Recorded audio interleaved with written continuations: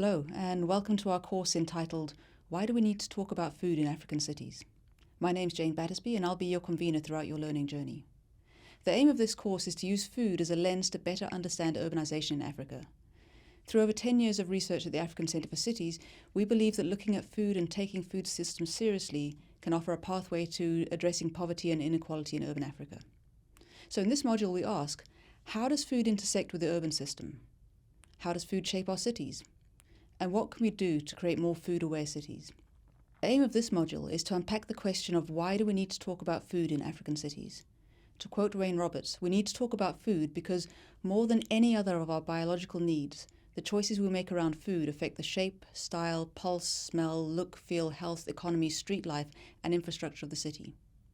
To set the scene, we begin with an overview of what a food system is. It's here where we will also explain the difference between a food system and a food environment. After that, I'll present a section outlining why food matters in the urban context, in order to frame the rest of this course.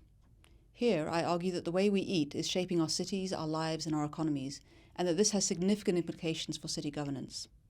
As we unpack the decisions we make about the food we eat, we begin to see how many of these decisions are shaped by planning, policy, and regulations, which shape our food systems and our cities. We then turn to my colleague Gareth Haysom. Gareth's a researcher at the African Centre for Cities, whose research uses food as a lens to understand the contemporary challenges and opportunities in urban Africa. Gareth will guide us through the current megatrends impacting food in African cities. Global strategic development frameworks, such as the Sustainable Development Goals and the African Union's Agenda 2063, both focus on the importance of reducing poverty and hunger, and so we turn to identify the key opportunities and challenges of global and regional frameworks as they relate to urban food systems and urban food access. We're then joined by Mimi Nyaba. Mimi is an urban food researcher, podcaster, and activist living and working in Cape Town, South Africa.